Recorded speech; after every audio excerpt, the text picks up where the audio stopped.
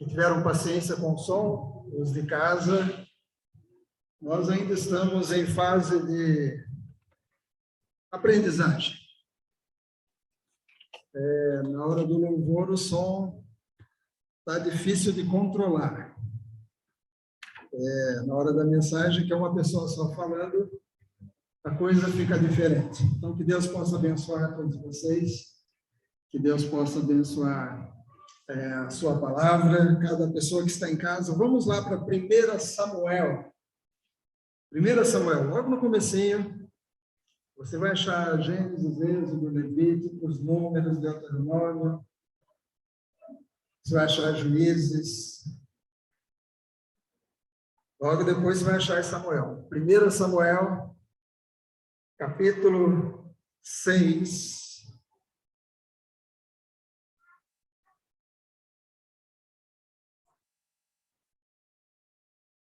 Primeira Samuel, capítulo 6. Obrigado aos irmãos de casa que foram avisando que o som estava difícil. Parece que vamos ter que conseguir uma mesa de som só para cá. Só para baixar os volumes, só para acertar, mas a gente vai aprendendo. Há 2 anos atrás a gente nunca imaginaria isso, né? E Deus tem suprido. Nós temos falado bastante sobre oração. E hoje eu queria dar para você alguns motivos para você orar. Alguns motivos de oração. Aqui em 1 Samuel, capítulo 6, nós vamos começar a leitura ali no versículo 21 do capítulo 6. E logo depois nós vamos continuar no capítulo 7. Amém? Os que estão em casa, pegue sua Bíblia também e acompanhe na sua Bíblia. Diz a palavra. Então enviaram mensageiros aos moradores de Quiriate-Jearim, dizendo: os filisteus devolveram a arca do Senhor. Venham até aqui e levem a arca com vocês. Capítulo 7, versículo 1 agora. Então os homens de Quiriate-Jearim vieram e levaram a arca do Senhor à casa de Abinadab, que ficava na colina, e consagraram Eleazar, filho de Abinadab, para que guardasse a arca do Senhor. Desde aquele dia, a arca ficou. Sabe aquela coisa temporária? Desde aquele dia, a arca ficou em Quiriate-Jearim, e tantos dias se passaram que chegaram a 20 anos. O tempinho de anos. A arca que era lá do tabernáculo, que tinha sido tomada pelos filisteus, agora os filisteus devolveram a arca, ela ficou na casa de Abinadab temporariamente e ficou por 20 anos. E toda a casa de Israel dirigia lamentações ao Senhor. Samuel falou a toda a casa de Israel, dizendo: se é de todo o coração que vocês estão voltando ao Senhor, então tirem do meio de vocês os deuses estranhos e os astarotes. Preparem o coração ao Senhor e sirvam somente a Ele. Ele livrará vocês das mãos dos filisteus. Então os filhos de Israel tiraram do seu meio os Baalins e os Astarotes e serviram ao Senhor. Amém? Vamos orar a Deus, que a tua palavra, que não está algemada, ela está, ó Deus, ativa, e ela penetra, e que ela possa entrar nos nossos corações, e que possa percorrer casas, famílias, cidades e talvez até países. Que essa tua palavra possa produzir frutos. Em nome de Jesus. Amém. Como eu disse, nós temos tido um tempo de jejum e oração. Estivemos por 21 dias orando pelo país. Jejuando e orando. Hoje é o último dia do jejum e oração. E amanhã será o relógio de oração. Cada pessoa orando meia hora. E como alguém perguntou, pode orar mais que meia hora? Pode. Pode. Se você quiser orar o dia inteiro, pode orar o dia inteiro. Se quiser orar 3 horas, ore 3 horas. Pastor, o horário que eu posso, já tem alguém. Não tem problema. Você ora junto com outra pessoa. Ela vai orar na casa dela, você vai orar na sua. Mas olha, amém? A Bíblia diz, orai sem cessar. 1 Tessalonicenses 5:17. Orai sem cessar. Mas às vezes vem aquela grande pergunta, pastor, o que eu oro? Isso é mais geralmente os homens, né? Quando a gente faz reunião de oração, reunião de casais, por exemplo, que de repente a pastora diz, as mulheres vão para lá, vão fazer um círculo e vão orar. E os homens vêm para cá e eles vão fazer um círculo e vão orar. Os homens oram, terminam de orar, e o grupo lá ainda está orando. E aí ficam conversando ali, e o grupo orando. É normal. Nós, os homens, somos econômicos nas palavras. Às vezes, né? Mas o que orar? Uma palavra que me abençoou bastante foi o pastor Jeremias Pereira, da 8ª Igreja Presbiteriana de Belo Horizonte, que quando ele orava com sua esposa, ela orava bastante, isso à noite, às vezes antes de dormir, ela orava bastante, e quando ela terminava de orar, ele já estava com tanto sono que ele dizia amém, ou seja, eu concordo com tudo que ela orou.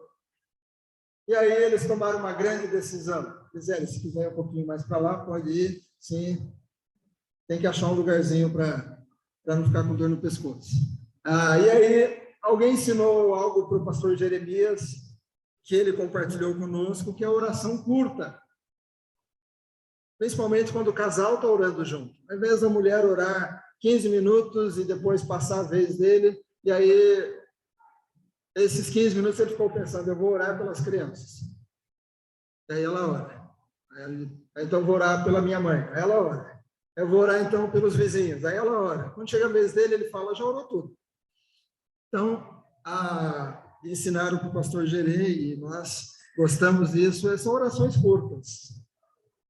Um ora uma frase, outro ora outra frase, e fica nesse ping-pong e vai orando mais tempo. Mas o que orar? Hoje, nesse livro de 1 Samuel, eu quero ver com vocês alguns motivos de oração. Alguns motivos de oração. Você vai orar talvez amanhã, ou talvez durante a semana. Se você não souber o que orar, tenta lembrar da mensagem. E na mensagem eu vou dar alguns motivos de oração. Um motivo que você pode incluir em todas as suas orações é a sua igreja. Se você é daqui, ore por essa igreja aqui. Se você é de outra igreja, ore pela outra igreja. Inclua a sua igreja nas suas orações. Inclua. Porque é o lugar onde você se alimenta, é o lugar onde você frequenta, os seus filhos se alimentam. Então, peça a bênção de Deus sobre a igreja. Peça para que a igreja seja um lugar de bênção. Um lugar de bênção e não de ostentação ou de irritação. Vai lá para o capítulo 1 de 1 Samuel. O livro de Samuel começa contando a história de um homem chamado Eucana. Capítulo 1 vai contar sobre a história dele. O Eucana tinha 2 esposas, a Penina e a Ana. E diz ali no versículo 2, Eucana tinha duas mulheres. Uma se chamava Ana e a outra se chamava Penina. Penina tinha filhos, Ana não tinha. Ana, porém, não tinha filhos. Todos os anos esse homem ia da cidade para adorar e sacrificar ao Senhor dos Exércitos em Siló, onde Rofni e Finéias, os dois filhos de Eli, eram sacerdotes do Senhor. No dia em que Eucana oferecia seu sacrifício, ele dava porções deste a Penina, sua mulher, e a Ana e a todos seus filhos e filhas.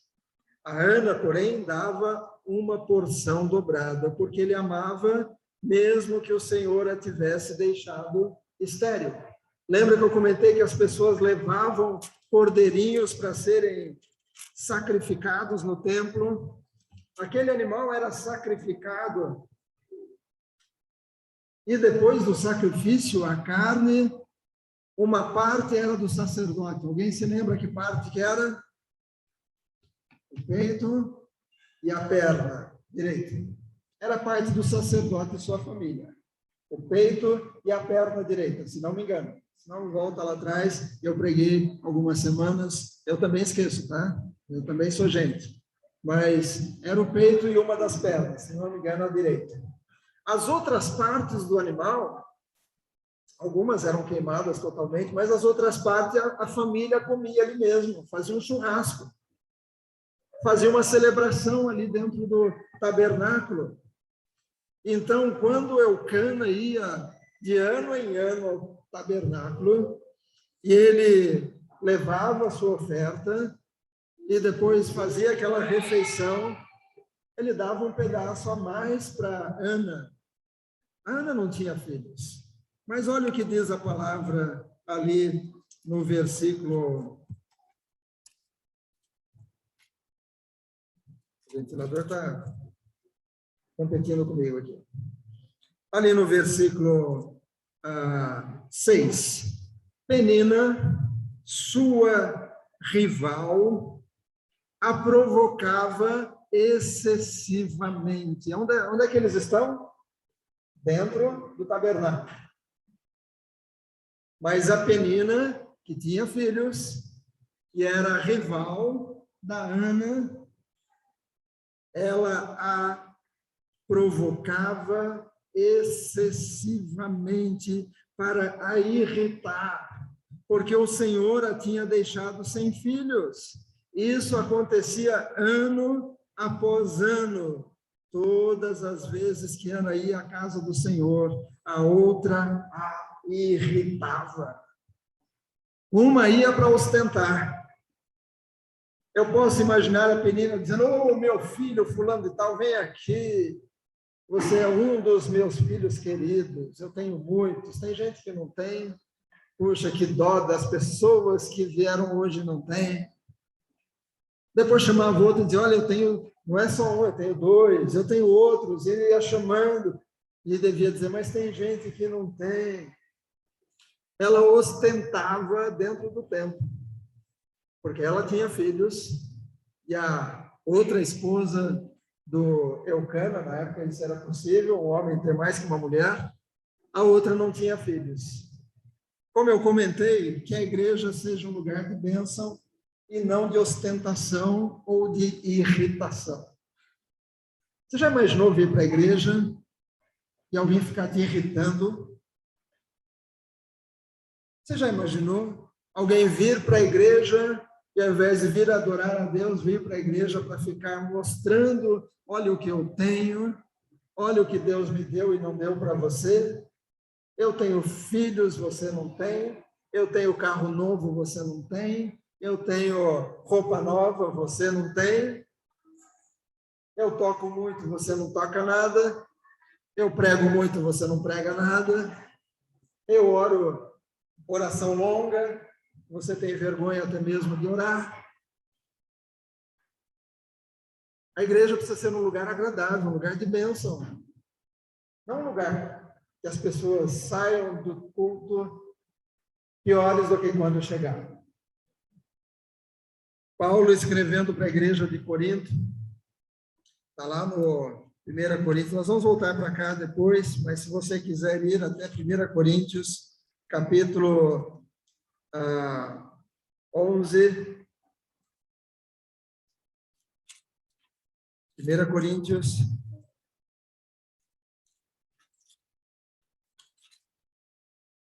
capítulo 11, versículo 17. A igreja de Corinto era uma igreja complicada. Era uma igreja daquelas assim que ser membro ali não era fácil. E Paulo escreve a essa igreja dizendo: mas nisto que agora prescrevo, ele vai prescrever sobre a Santa Ceia, sobre a mesa da comunhão. Lembra que Jesus, junto com os discípulos, instituiu a ceia, aquela festa com os discípulos, um momento agradável junto com Jesus Cristo. Mas a igreja de Corinto, a Santa Ceia não era isso. E Paulo diz: mas nisto que agora prescrevo, não posso elogiá-los.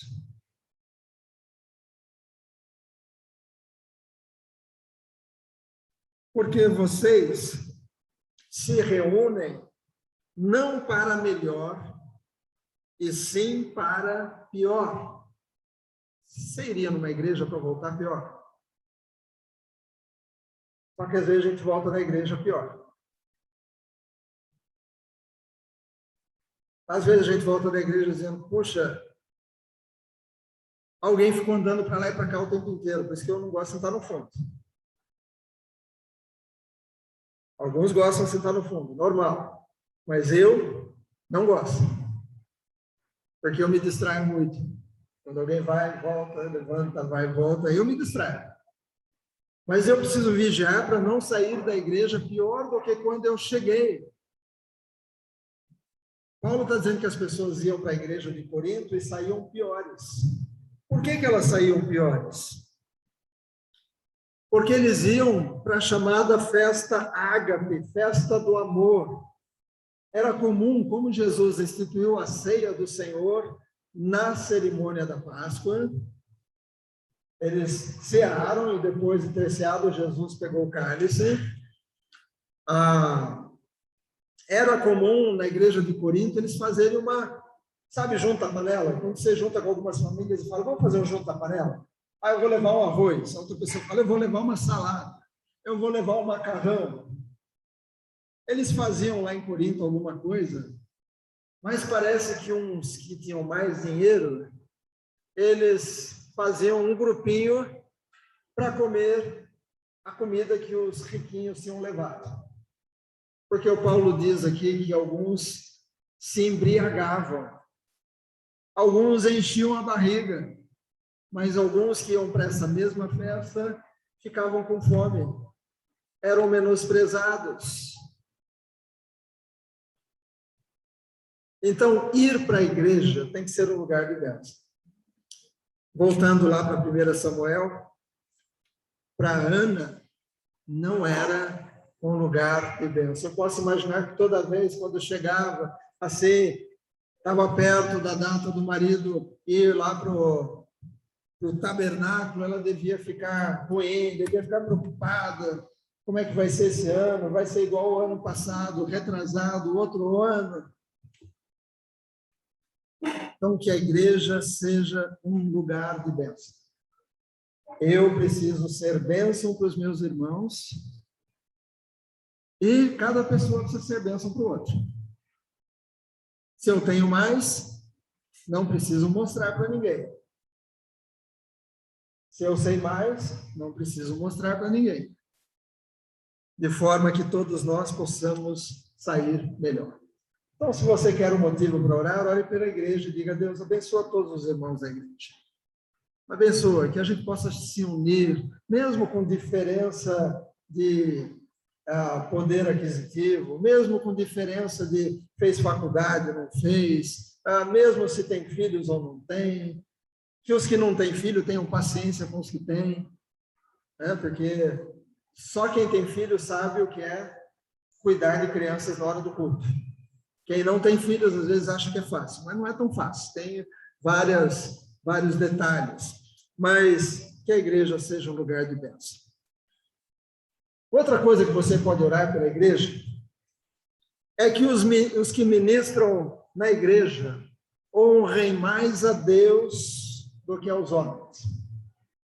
Que os que ministram na igreja, pregando, cantando louvor, tocando, orando, ensinando numa escola bíblica, dando um testemunho, como André e Criseles deram hoje, que todos que ministram na igreja, quer seja para os jovens, adolescentes, que honrem mais a Deus do que aos homens. Ou seja, que a atenção seja dada a Deus, mais do que para os homens. Olha o que diz ali, 1 Samuel, capítulo 2, versículo 27.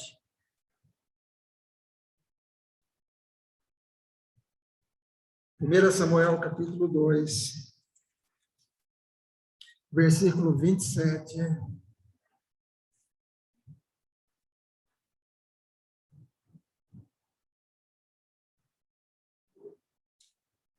Um homem de Deus veio a Eli e disse, ele era o sacerdote, era o homem que cuidava lá daquele tabernáculo, dos sacrifícios, das coisas,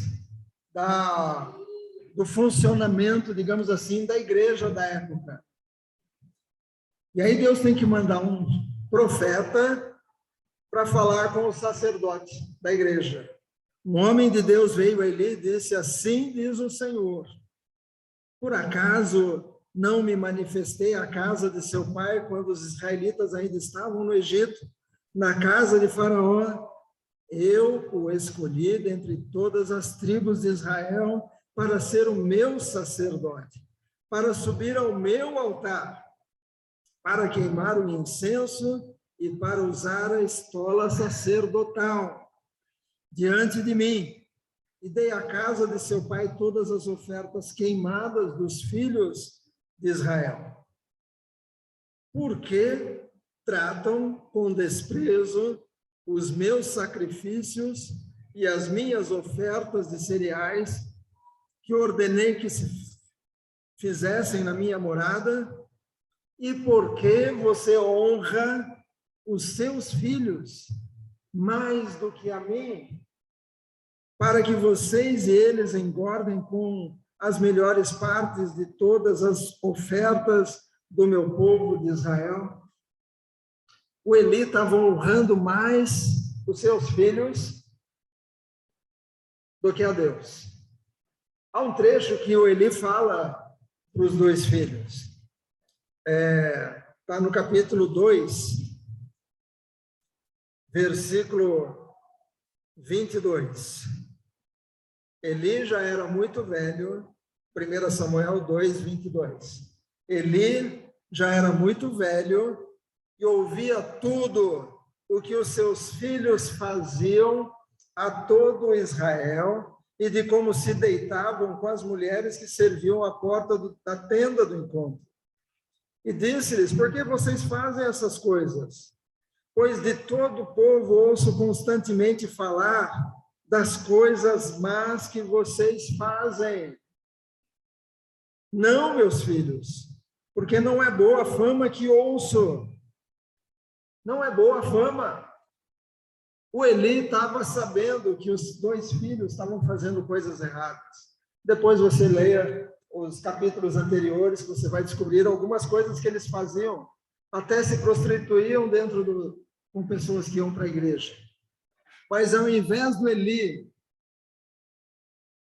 dar bronca séria e tirá-los da posição de apoiadores do trabalho no tabernáculo, não, ele dava uma bronquinha assim, mais ou menos. Sabe aquela bronca que não machuca, não dói, não magoa por dentro, nada? Porque o Eli estava honrando mais os seus filhos do que a Deus. Então, ore para que os que ministram na igreja honrem mais a Deus do que aos homens. Quando um pastor não prega algumas coisas porque vai machucar alguém da igreja, que dá um bom dízimo, traz uma boa oferta, o pastor está honrando a pessoa, ao invés de honrar a Deus. Quando a preocupação do grupo do louvor é mais receber elogios do que adorar a Deus, é honrar mais os homens do que a Deus. Quando a preocupação é dar uma aula para ser elogiado, é honrar mais os homens do que a Deus. Nós temos que participar na igreja, seja lá o que você for fazer na igreja. Você vai pregar, vai dar um testemunho, vai fazer uma leitura da Bíblia, vai tocar, cantar, faça tudo para Deus. E se alguém ouvir, ouviu. Mas o mais importante é que seja para Deus. É para Ele que nós estamos aqui. É Ele quem precisa se alegrar conosco. E às vezes, para Deus se alegrar conosco, a gente tem que falar algumas coisas que não é tão agradável, não são tão agradáveis. Às vezes, para ser o louvor que Deus pôs no nosso coração, vai incomodar alguns que vão dizer, mas de novo essa mesma música. Já faz 3 domingos. Sim, se Deus está dizendo essa música de novo, que ela seja tocada e cantada de novo. Ore para que a igreja seja um lugar de bênção e não de ostentação e não de irritação. Ore para que aqueles que ministram dentro da igreja, lavando, limpando, arrumando, pintando, fazendo alguma coisa, que eles honrem mais a Deus do que aos homens. E ore para que Deus sempre levante liderança nova. Ore para que Deus sempre levante liderança nova. Esse livro de Samuel vai falar sobre isso. O Elcana, aliás, o Eli, o sacerdote, já estava velho e estava bem obeso. Os 2 filhos, que seriam talvez os substitutos do Eli, eles estavam agindo de jeito errado. E aí Deus acha uma pessoa para ser o próximo. E essa pessoa ainda era uma criança, Samuel. Você lê em casa depois, capítulo 3, quando Deus chama o Samuel, que está dormindo dentro do templo, e ele escuta, Samuel, Samuel. Ele levanta correndo, vai falar com o sacerdote, diz, sim, o senhor me chamou. E o sacerdote diz, não, não te chamei, vai dormir.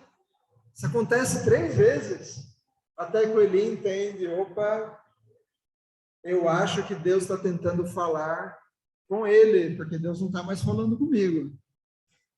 E aí o Eli fala para Samuel, Samuel, volta lá. E se você ouvir de novo, diga, fala, Senhor, porque o teu servo ouve. Fala, Senhor, porque o teu servo ouve. E Deus falou. Deus falou com aquele menino. Ore para que Deus levante liderança nova. Que Deus levante meninos e meninas que ouçam a voz dele, que orem, que ministrem, que louvem, que possam ensinar outras crianças. Ore para que Deus levante jovens e adolescentes que vão ajudar outros. Ore para que Deus levante liderança nova. Gente que vai ajudar no louvor, gente que vai pregar, gente que vai ajudar nas coisas da igreja, são muitas atividades. Gente que vai participar do ministério de intercessão. Ore que Deus levante liderança nova. Nós precisamos de muita gente. Precisamos de gente que cuide de algumas coisas, organizar, pôr os microfones, ajudar a guardar os fios, ajudar a passar um pano, ajudar a fazer alguma coisa. Sempre tem algo para fazer. E geralmente são os mesmos que fazem. Geralmente são os mesmos que aparecem nos mutirões. Geralmente são os mesmos que aparecem nas reuniões de oração. Geralmente são os mesmos que chegam quando tem algumas reuniões. Ore para que Deus levante liderança nova. Gente que vai se juntar, que vai vir somar ou multiplicar. Ore. Quando você estiver na sua casa e lembrar da igreja, ore pela sua igreja. Além de orar pela sua igreja, ore pelo Brasil. Não só o Brasil, mas os outros países também. Ore. Lá em 1 Timóteo, capítulo 2, versículo 1 a 6. 1 Timóteo, capítulo 2, versículo 1 até o versículo 6 diz: Antes de tudo, peço que se façam súplicas, orações, intercessões e ações de graças em favor de todas as pessoas. Então, ore pelo Brasil, ore pelos outros países. Não ore só pela sua casa, pelo seu marido e pelos seus filhos. Ore pelos outros. E a pessoa que você for se lembrando, de repente você vai estar orando e vai lembrar de um vizinho. Pronto, ore por aquele vizinho.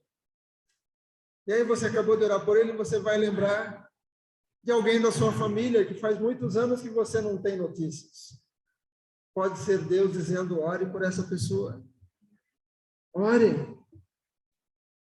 Ore pelo Brasil e pelos outros países. E aqui está dizendo, ore por todas as pessoas. Mas não ore apenas assim de passeada. Deus abençoe todos os casais do mundo. Orei.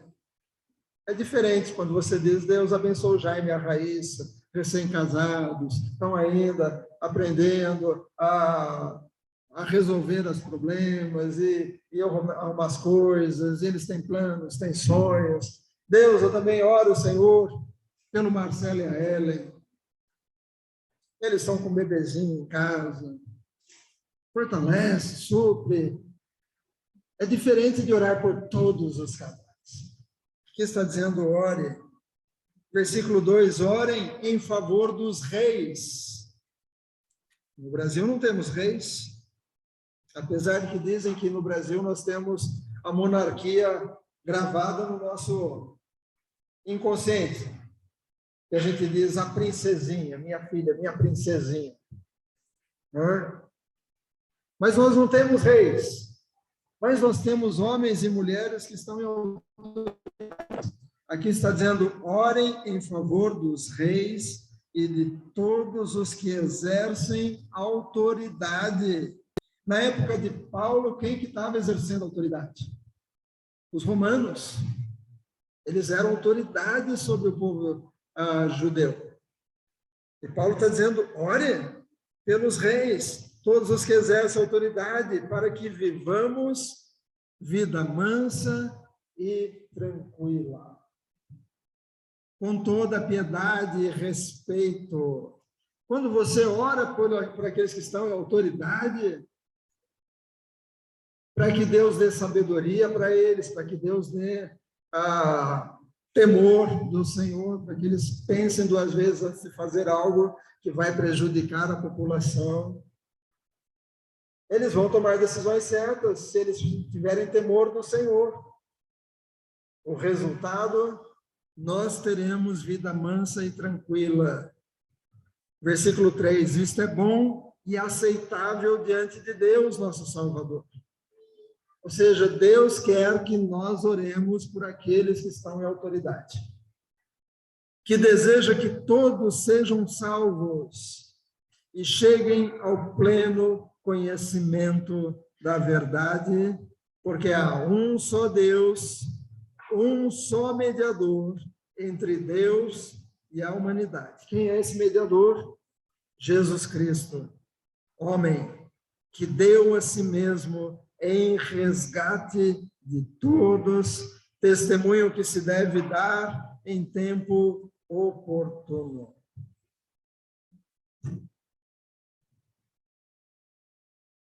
Precisamos orar pelo Brasil.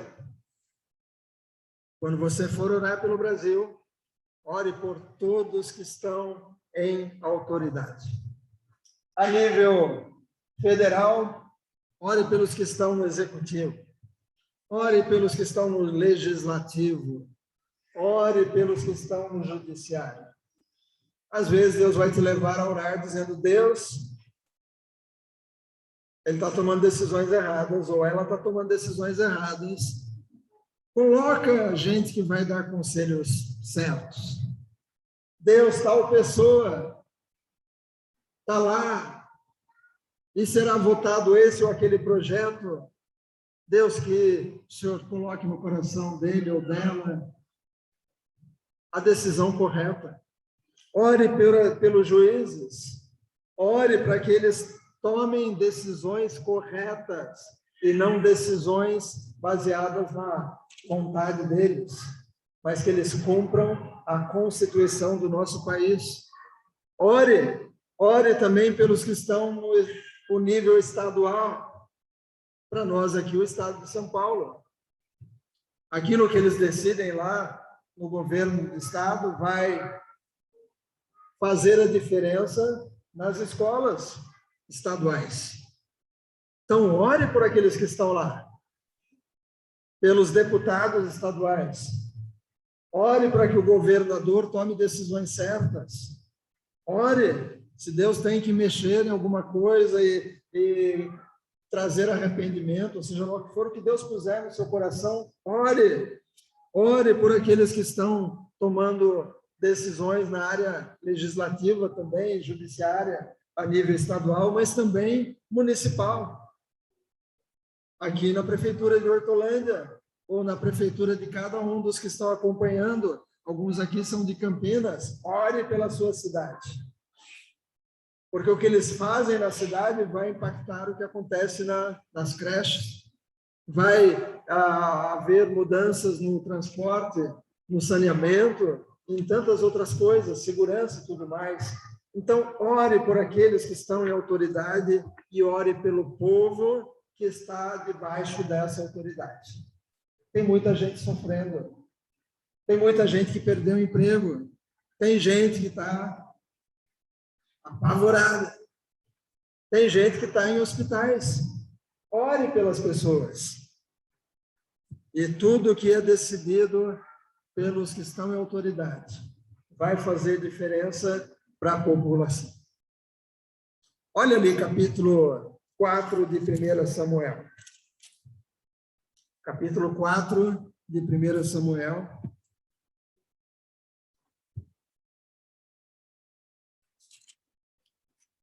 Os inimigos na época eram os filisteus.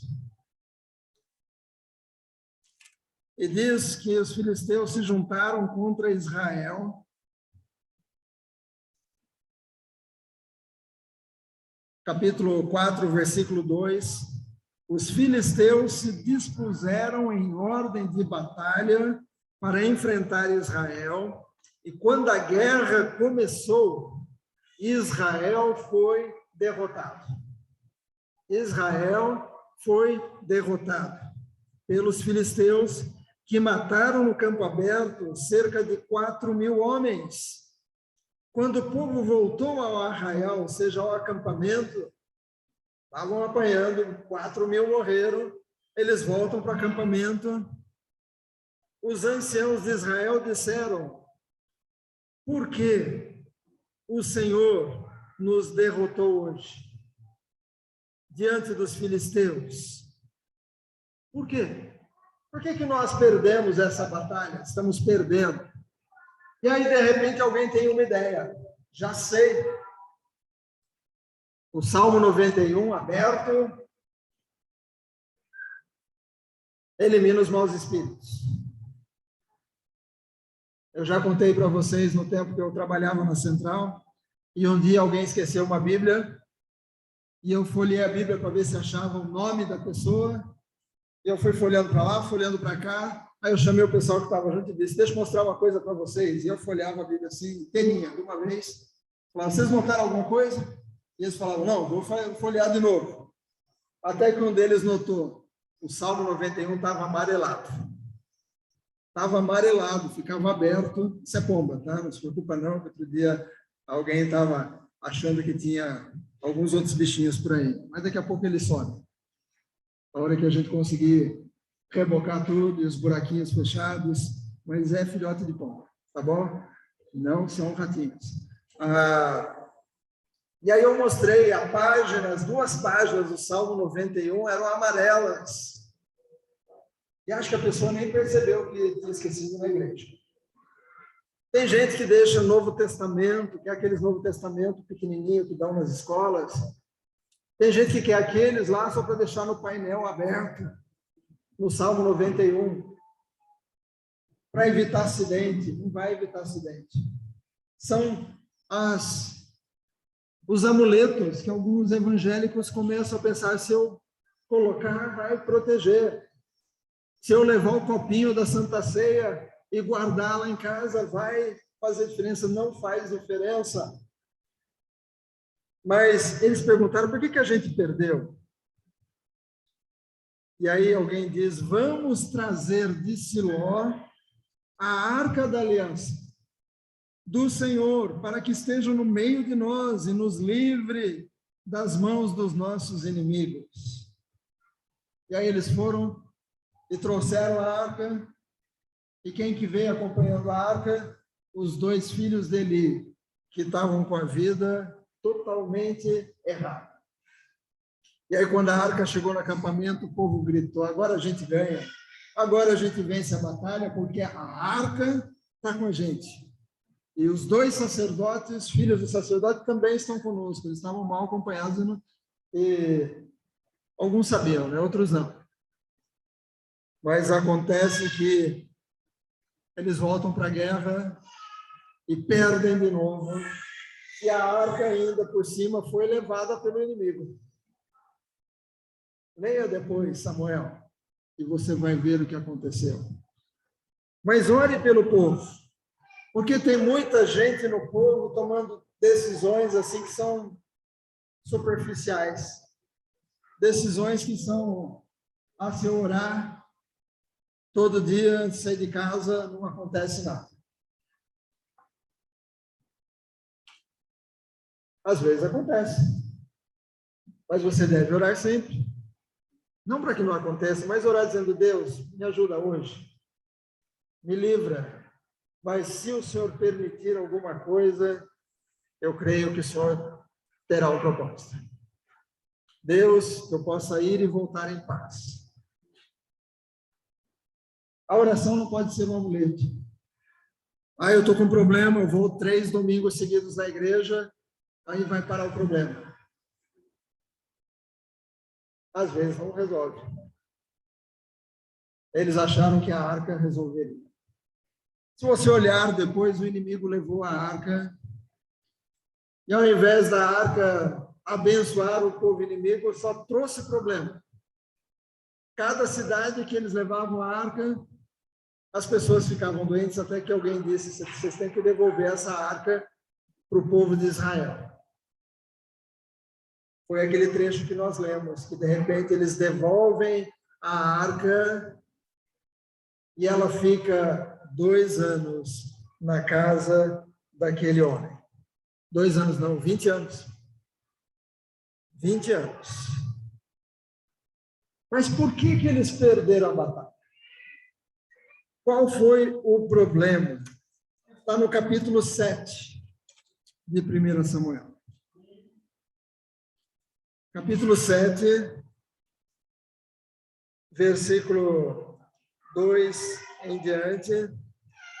a arca foi devolvida, mas ficou lá na casa de Abinadab.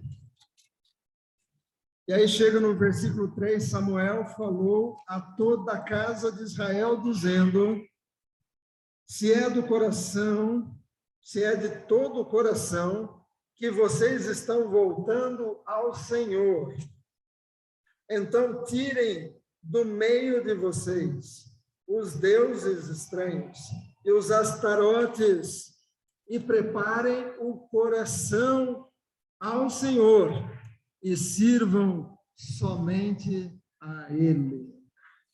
Por que eles perderam a batalha?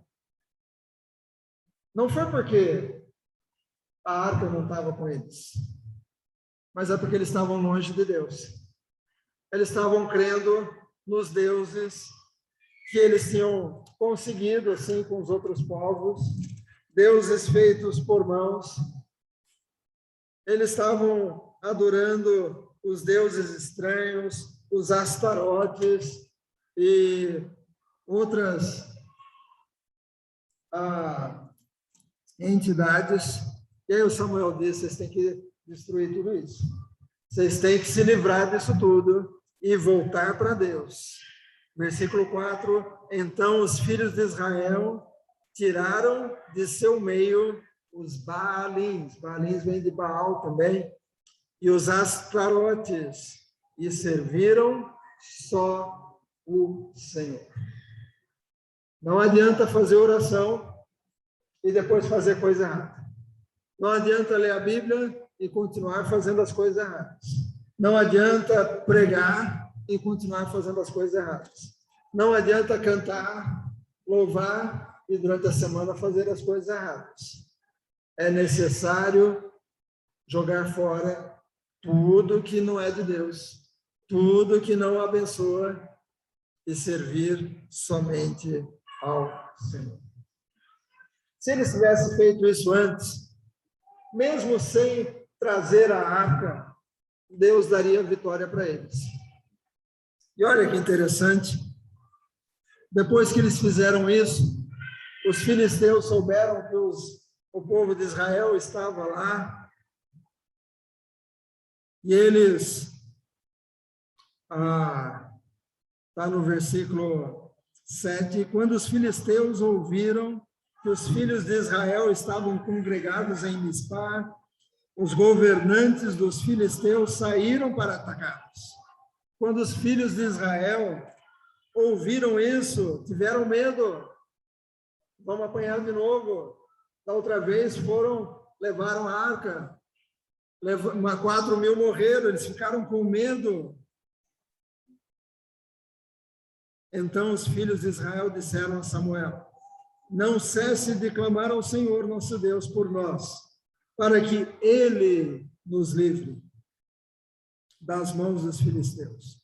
Então Samuel pegou um cordeiro que ainda mamava e o sacrificou em holocausto ao Senhor. Samuel clamou ao Senhor por Israel. Mas naquele dia, o Senhor trovejou com grande estrondo sobre os filisteus, e eles entraram em pânico e foram derrotados pelos filhos de Israel. Deus assustou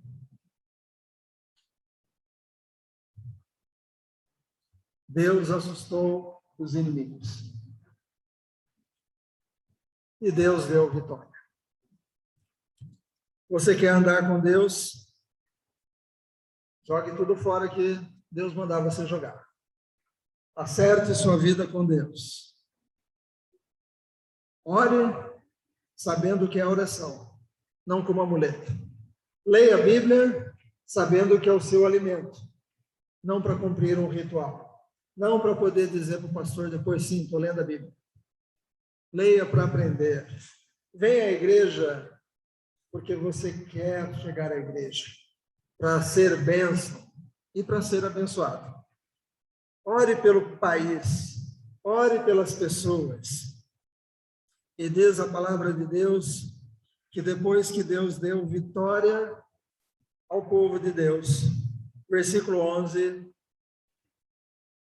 os homens de Israel saíram de Mispá, perseguiram os filisteus e os derrotaram até abaixo de Bet-car. Então Samuel pegou uma pedra e a pôs entre Mispá e Sem, e lhe deu o nome de Ebenezer, dizendo: até aqui nos ajudou o Senhor. Ebenezer, até aqui nos ajudou o Senhor. Essa palavra Ebenezer significa isso. Até aqui nos ajudou o Senhor. Amém? Ore. Ore muito. Ore pela sua igreja. Ore pelas pessoas que entram aqui na igreja.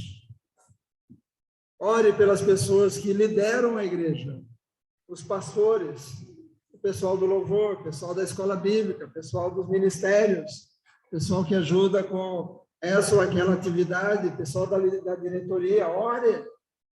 Ore que Deus levante liderança nova, gente nova para ajudar. Ore pelo país.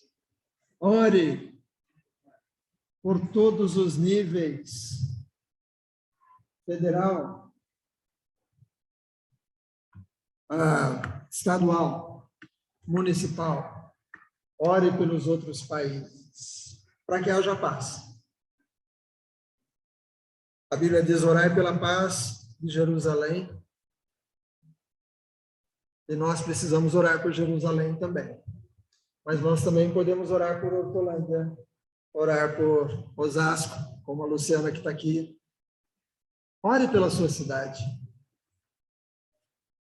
E use essas razões na sua próxima oração, se você não souber o que orar.